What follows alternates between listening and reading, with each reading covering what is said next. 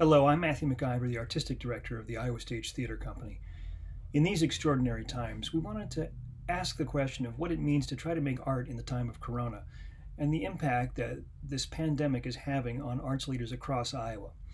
So, we're going to have a series of conversations with folks about this. The first one today is with Adam Knight, the producing artistic director for the Riverside Theatre in Iowa City. Riverside is a wonderful playhouse.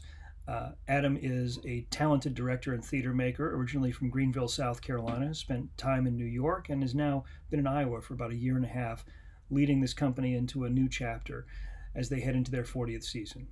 So I hope you'll enjoy this conversation, the first of many more to come. So, why don't you, for folks who may find us and don't know as much about Riverside, why don't you share a little bit about like the company and its mission and what you do there? Well, Riverside Theatre is a professional theater in Eastern Iowa. We're in Iowa City. We've been around for 39 years. Next year is our 40th anniversary season. Uh, I suppose between us and Old Creamery, we're the only professional theaters on this side of Iowa. Old Creamery's bread and butter is really doing musicals and farces, and they do all that quite well. We're kind of the other end of that theater spectrum in this area. We do serious plays.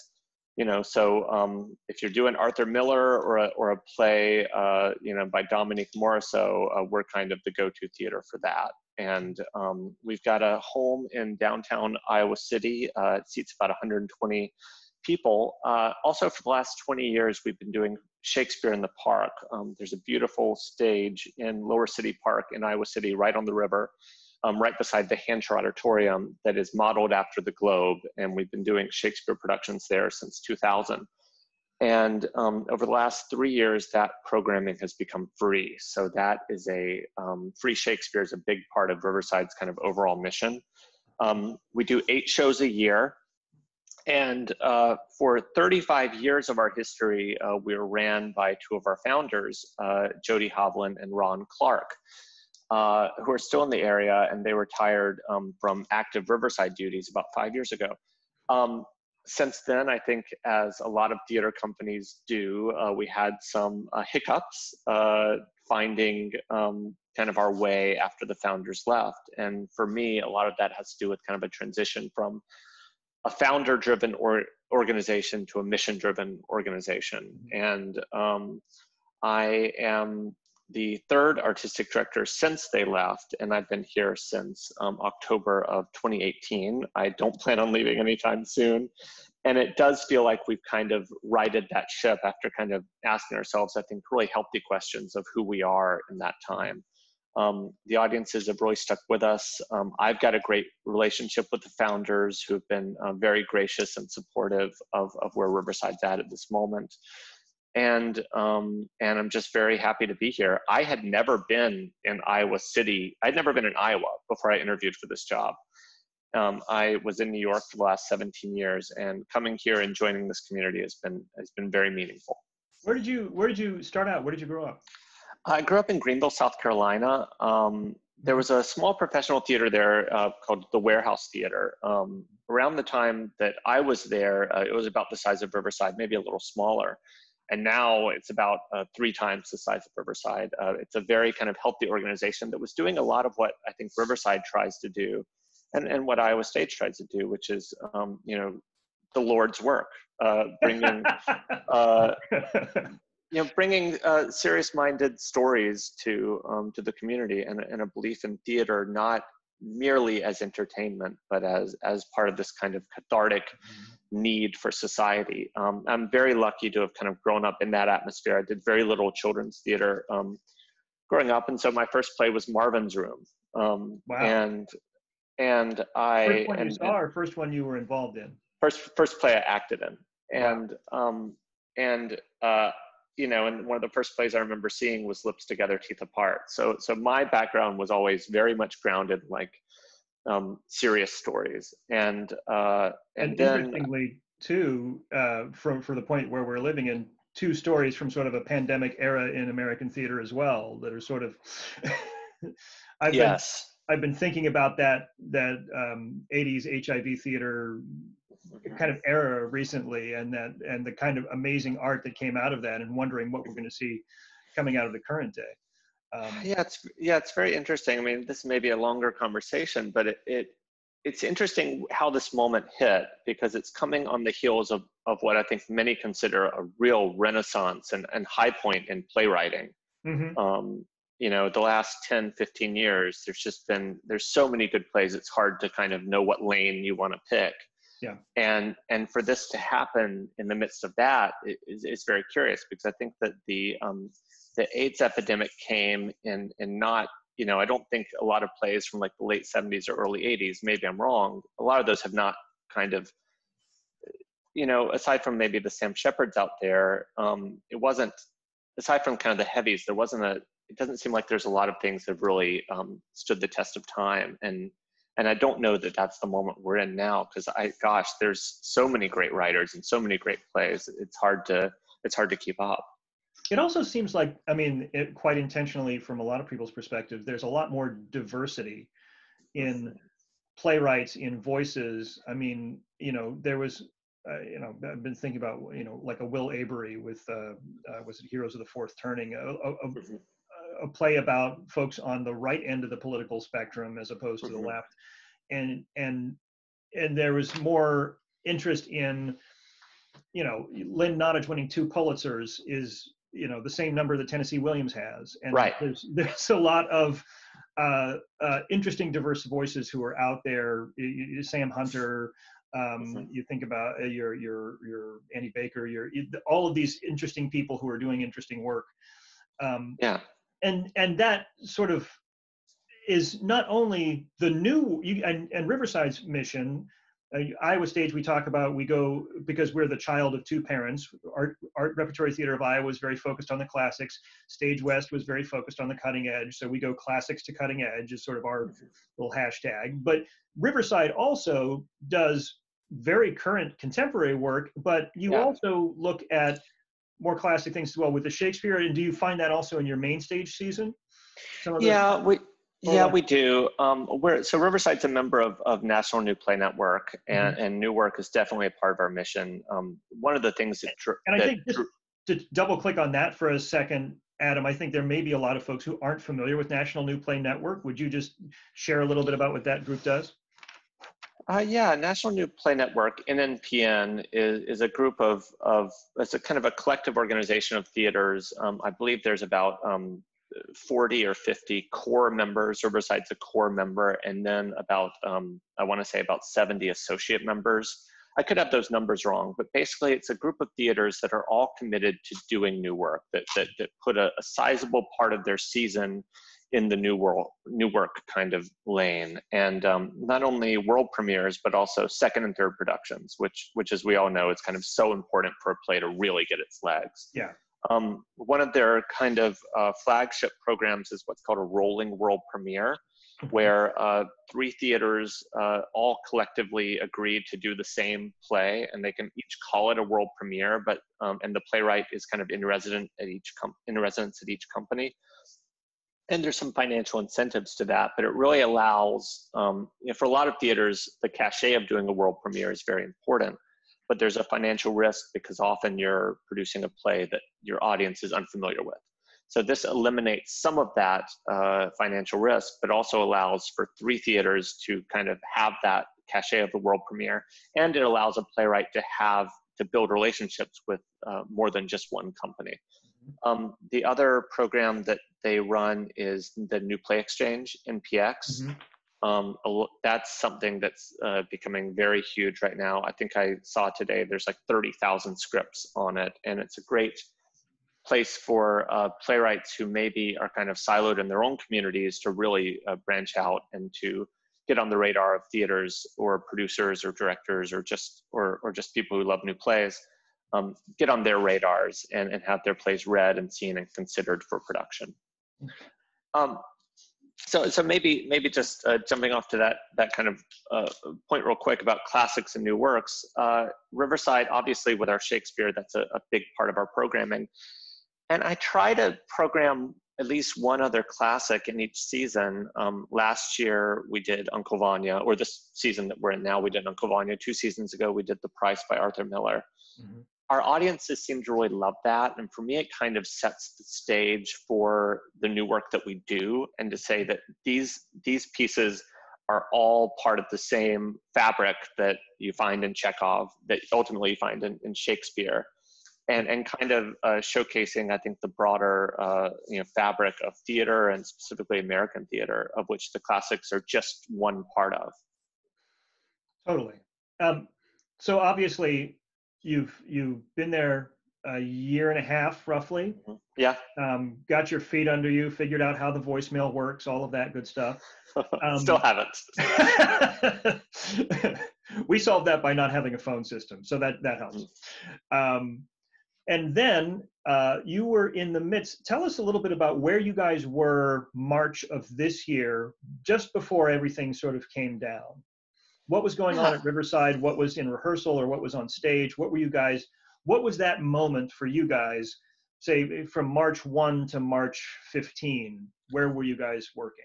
Well, maybe to set the stage for this a little bit, Riverside had a number of really financially challenging seasons, and last year was no exception. It was my first season there. I came on originally as artistic director. By the end of the season, I took on executive duties as well, and so we were going through some restructuring and figuring out how best to kind of run our organization. Mm-hmm. And this year, we really got out of the gate strong. We had our biggest hit in several years in January, a play called The Agitators by Matt Smart. Yes, and that looked, I was sorry I missed that one. The timing was tricky with our production season, but that was a very interesting show. Tell a little bit about that relationship, because that's an interesting story. Well, The Agitators by Matt Smart is about the friendship between Susan B. Anthony and Frederick Douglass, who were friends in Rochester, and kind of lifelong friends, but also rivals, as they were both fighting for voting rights, and kind of having to pick their lanes in terms of which would come first, voting rights for Black men or voting rights for women. And the play especially kind of hit home because Iowa City, like all of Iowa, was in the midst of the caucus season, and so politics were very front and center. And we thought, what better play to be presenting right now than a play about people fighting for who gets the right to vote, and how that vote gets counted. And also this year is the 100th anniversary of women's suffrage, and so that felt like a very important marker for us. So we just had a huge hit, and then and it was feeling like, oh gosh, we finally have figured out what to do. We were feeling really good about our staff and our team and our choices, and we really needed this season to be well, because we had that so many challenging years. And so this season we finally felt like we're gonna do it, and then all of a sudden it's like, are you kidding me? This thing's happening. And we were in the middle of a one-man show by a playwright, a performer named David Lee Nelson. It was a show I co-created, and that show was doing pretty well for us. And it's a play written and performed by someone with stage 4 colon cancer. And so not only were we thinking, gosh, are we going to be able to get these last few performances in, because we were planning on closing on March 15th, but also all of a sudden it became, we've got to get David home. And here's someone who has a very challenged immune system, stuck, 14 hours away from his home. The idea of him getting on a plane became very scary. And so when we made the call to close, which was on that Saturday, the 14th, I drove him to South Carolina. We hopped in a car and we headed straight there, and drove through the night. And so added a certain amount of drama to this whole thing. And all of a sudden, like, we're getting out and putting sanitizer on and running into rest stops and stuff like that. But then, when I got back, I think the reality really hit us. We were very lucky. I would say that Riverside dodged a huge bullet in that we were just about to start rehearsals for Doll's House Part 2, which was set to open on April 10th. We had not yet built the set. We had not yet started construction for Free Shakespeare in June. And so it hit us in the perfect kind of break point in the production calendar. We are still, figuring out where those pieces now fall, but at least in the very short term, our exposure was about as good as you could have hoped for. We're still losing 4 performance weeks out of it, which is not nothing. But the fact that we didn't have the expenses on the other end of that really feels like a blessing. Yeah, it helps to mitigate that risk. We were in a very similar situation where we had our biggest ever show as Iowa Stage, or at least our biggest ever indoor show, not counting Shakespeare, with Robert John Ford's world premiere musical A Doris Line, which was in January and featured the actual presidential candidates auditioning for an Iowa voter in sort of a Doris Line setup. I love it. It was huge, and there were national stories, and there was it was a big huge hit, and we're stuffing people in the aisles. And then we were a little further into the rehearsal process. When we canceled or postponed rather the cake, we were a week from loading in. So oh wow, yeah. It's mostly built. It's not painted, and the cast was mostly the show was mostly there. So we've had to do some hard thinking about what that looks like in the future, and we've made some decisions recently. But similar sort of feeling, like we've just hit this high note, and then the world stops. So it's really jarring. Tell me a little bit about what you guys have done in the meantime since you had to cancel the last couple of shows for David's show and make that midnight run to South Carolina to get back. How have you guys been looking at what you can do now, and how are you thinking about what the future looks like? I mean, maybe there's 2 separate questions. Yeah, I mean, I'll speak to the first one, which is what do we do now? And I'll say that it's been really inspiring to see so many companies kind of throwing things against the wall and seeing what sticks. It's exciting to see how much work is out there, how much desire there is to put work out there. We had contemplated a series of Zoom readings. Another local theater company, Mirrorbox, kind of beat us to the punch. And to be fair, they had a culture already of doing more kind of new play readings. And so I think it fit their audience and their mission very well. And that left us in a place to ask ourselves, well, what are we doing right now? What is a way to kind of engage not only our audience, but also our group of artists? And I kind of, asked myself, who is Riverside? And we're an artistic home for area professionals, people who consider themselves professional actors. And these are people who right now have nothing to do. At least I can kind of worry about the finances of the theater and try to get grant applications in. That's always fun. Oh, it's thrilling. And so what we landed on was 30 Days of Shakespeare, which is something that we launched on April 1st. I did a monologue to start it off, and it's asking kind of local professionals and also folks who've come through Iowa City to be on our stage in the past to present a 2-minute Shakespeare monologue. It can be whatever context they want it to be. I filmed mine outside and on our stage. Another person filmed theirs on their porch. Lots of people are doing it from their kitchens or bedrooms. And the assignment was just to make it feel present. It shouldn't feel like an audition tape. It should feel like something of the now. And yesterday's David Lee Nelson did a monologue from Richard II, where Richard is stuck in his cell and can't go out. And so he's having these imaginings of a world and the world. Studying how to make this prison of mine the world.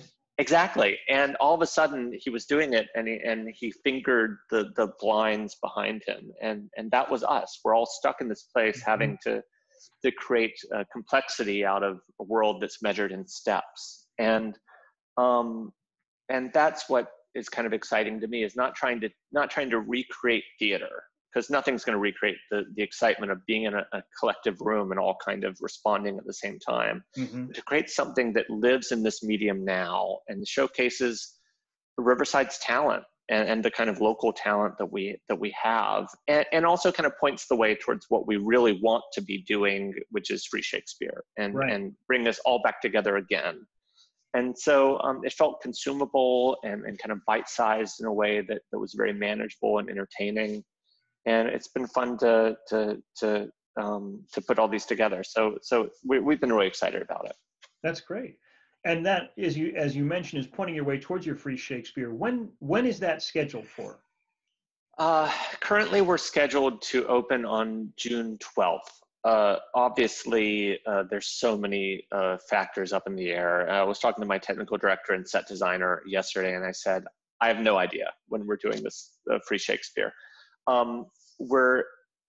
We're keeping abreast of all the news, and I would say that there still is a chance that that'll happen if we're all ready. And obviously, the safety of our artists and our audiences are first in our mind. And then the question is, well, if we do it, even if it is safe, will people come? And I think that we and every company is having to ask itself those questions. I mean, movie theaters, I mean, if we're able to open on May 1st, should they? I mean, is it even worth it? And there's a world in which we may have to push it back a week or two, so we can still get it in, I think, before the July 4th holiday. If we have to push it back to August, we will. I think that there's some flexibility, and we're a kind of nimble enough company where we can do that. It's a wait and see right now. We are committed to making that show happen, and which is The Winter's Tale. We've got a great cast, and we think it'll be a great kind of way to bring ourselves back into the fold. I saw a survey the other day about what audiences are wanting to make them feel comfortable again. And one of the things that seems to make audiences more comfortable is the idea of sitting outside and going to an outdoor event. And that's what our Free Shakespeare is. And so that does work in our favor too. But at this point, it's a wait and see. But we're still crossing our fingers for June. Yeah, we're very hopeful that will all work out for everyone. To give folks a sense of the scale of what goes into it, you mentioned talking to your technical director and your designer. What kind of timeline, if you're looking at starting on time, when do you convene rehearsals? When does the set build start? When do you have to start having people together in a room less than 6 feet apart? Right. I mean, if we opened on June 12th, that would mean we would start rehearsals 3.5 weeks before, which would be May 19th. And there's a world in which we can do that first week on Zoom, or table work. Exactly. Yeah. And I think we're gonna, have to find ways to get creative if it comes to that. What is your typical rehearsal schedule? You mentioned 3.5 weeks out. Are you do you rehearse in the evenings? Do you rehearse during the day? How does it work for your folks? We rehearse in the evenings typically.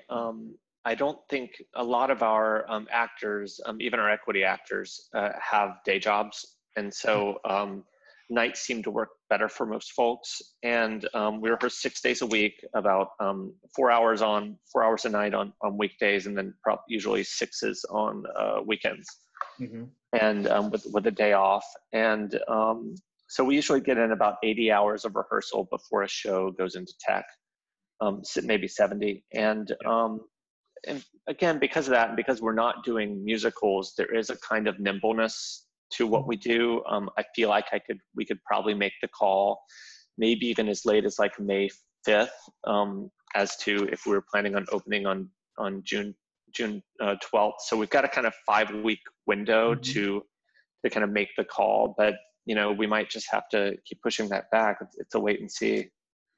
And because you've moved to a free model, you're not dependent on that lead time for ticket sales. Exactly. There is some benefit to it. Now, of course, it's still our most expensive programming. It's about the cost of 2 shows on our Gilbert Street stage, and just because of the cast sizes and the scale and the additional crew needed to kind of build a set and hang lights in this huge kind of replica of the globe, basically. Yeah. And so there is a lot of financial risk of doing it and having it get canceled. even though we do have those kind of sponsorships to pay for it, I mean, we want to tell the sponsors that it happened and it was a success. We don't want to tell sponsors, Right. well, thanks so much. It never opened, but we're grateful for it, and we hope you support us next year. Thanks for the support. Yeah.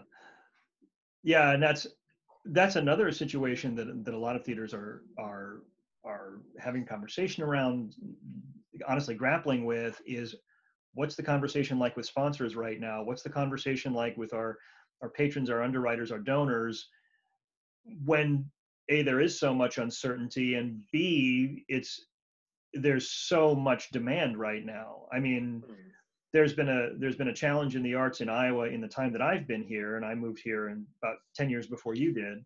Right. A shift in a lot of the corporate giving, at least in central Iowa, where, Des Moines area, from the arts more towards social and financial services.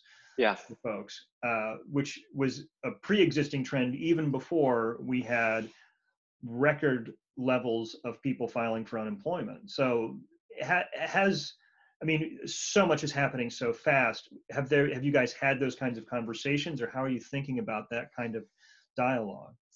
Yeah, it's very the situation. It's hard not to get depressed about it, because I'm looking at the stock market today, and it was up 2% last I checked, which is bizarre to me because there's Sure. 22 million people are out of work, and so I keep wondering, when is the kind of top end going to feel the pain that the bottom end is feeling right now? Yeah. And Iowa City is kind of a weird market because we don't have any major corporate donors, aside from gracious support from places like Midwest One. We don't have any large industries in Iowa City, and so what we rely a lot on is smaller institutions, small businesses who have been amazing to us over the years. And also a lot of mid-level donors. A lot of our donors work at the university. And so in some ways that world feels like, at least right now, it's a little bit more protected. Those jobs seem to not be going anywhere. I mean, I think we're all seeing what next year holds academically and whether students are even able to come back. Yeah. And so in some ways, we feel cautiously optimistic, I think, about our donor base. But nonetheless, all of them are seeing their portfolios crash. I mean, the market did go down 20% over the last month. Yeah. And that's a kind of scary thing, I think, for a lot of people. And in those moments of uncertainty, do you want to be giving to the arts, or do you want to be, holding on in case one of your family members needs it, or do you want to be giving to those amazing frontline workers who are, protecting us all right now? So it's a hard environment to be fundraising in. I would say that Riverside reached out to some kind of key legacy donors pretty early on, and we weren't sure if that was the right move or not, but I'm glad that we did, because those individuals really stepped up and gave us a little bit of a cushion to kind of bridge the gap between then and now, when we're looking for all those government funds to come in. And so, in the short term, I feel like Riverside, because of its donors and sponsors, has really, has gotten to the point where I feel like we're going to survive. But after July, who knows what that landscape's going to be? I mean, I think between me and my development director, we're expecting, we have to be really serious with ourselves about where we see ticket sales going, and I could easily see a 20% across the board drop in that. And what happens with individual donations? Again, I mean, I think right now, we're all in shell shock, but what happens if the economy really is in a recession for the next 2 years or longer? What happens if this thing comes back? What happens if we start performances again? Then in December, there's another 10 cases in Johnson County. That's a lot of scary what ifs that we just don't know at the moment. Yeah, the uncertainty is part of the huge challenge with this. And so you mentioned your development director. How many folks does Riverside have on staff? What kind of structure are you looking at in terms of the folks that are still carrying on right now, even though rehearsals and performances have had to be suspended? Yeah, we've got it's me, a managing director, and a development director. Those are kind of three core full-time staff. We did have a technical director on staff, and we were kind of transitioning that position to another individual. That other individual right now is contracted on a show-by-show basis. So you know, we were kind of, I would say, but the four of us kind of comprised the key staff to making what Riverside does happen. And then we have a number of hourly people who've been with us for a long time. It's been hard to not have them working for us right now and to not be able to kind of walk over to the box office and see Madonna and chat with her. And she's so much on the front lines of dealing with our patrons on a day-to-day basis. And so, it's been hard to be a skeleton crew right now. We're doing, you know, what I know you're doing too, which is Zoom meetings and emailing a lot. But we missed that. The office had become a really positive place for all of us. I enjoyed going in. The other folks did too, and we miss that camaraderie. It's been fun to be in the battle with them, but I miss it right now. Well, it's good to have that. It's good to have that strength of team and that strength of spirit and all that you do, particularly when you're facing something that is literally unprecedented for those of us in the arts and for those of us across the country. It's nothing that anyone's ever dealt with, and it's extraordinary to see and inspiring. I was on a call recently. The Community Foundation of Greater Des Moines has convened a weekly call of nonprofit leaders, and in one of the breakout sessions they were saying, where do you find inspiration? And I was saying that I'm finding inspiration in the leaders that I talk to around the state who are dealing with all the same stuff, and finding their own approaches and being honest about where things are and what we know and what we don't know. I find a lot of those stories really inspiring.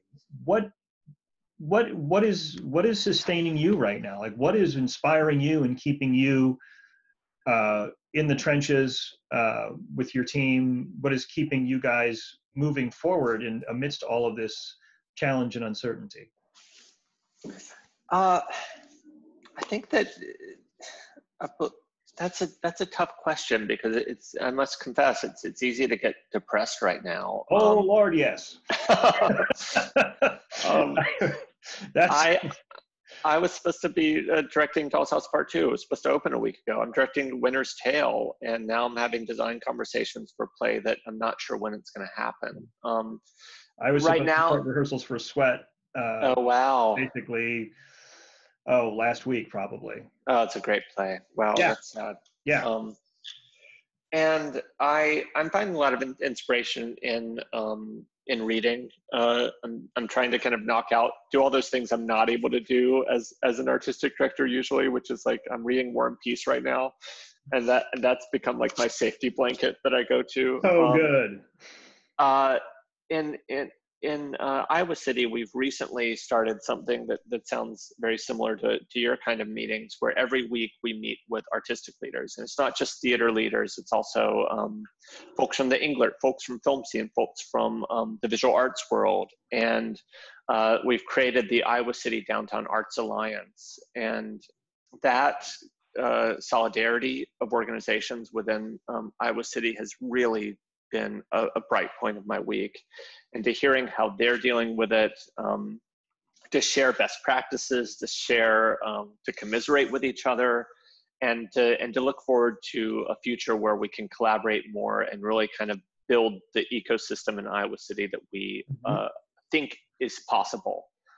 That's very exciting. I mean, I try to think about, how FDR's team must have felt in the Great Depression, thinking, what the decisions we make now are going to affect the next decade of the arts in our local area, maybe the next generation of arts in our local area. And so to be keeping that in mind, not to be losing hope, and to be really building for a future that is more sustainable is exciting and keeping me going right now.